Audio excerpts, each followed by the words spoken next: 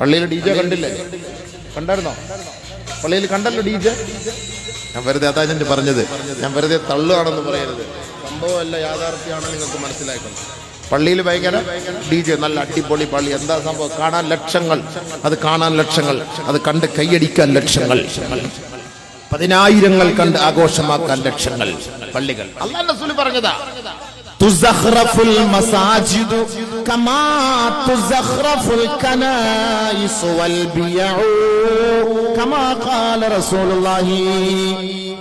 ജൂതനസ്രാനികളുടെ ദേവാലയങ്ങൾ അണിയിച്ചൊരുക്കപ്പെടുന്നത് പോലെ എന്റെ പരിശുദ്ധമായ റബ്ബിന്റെ മസ്ജിദുകൾ അണിയിച്ചൊരുക്കപ്പെടുന്ന ഒരു കാലം വരാതെ ലാ തഖൂമുസ്സാ, ലോകമസ്തമിക്കില്ല കേട്ടോ.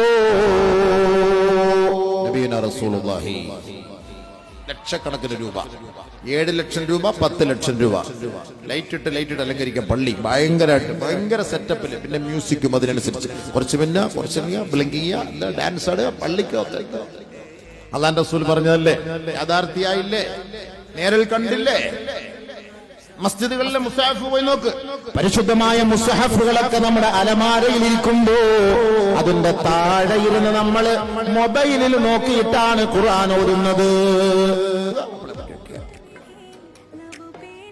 കാലം പോയ പോക്ക് അങ്ങനെയല്ലേ?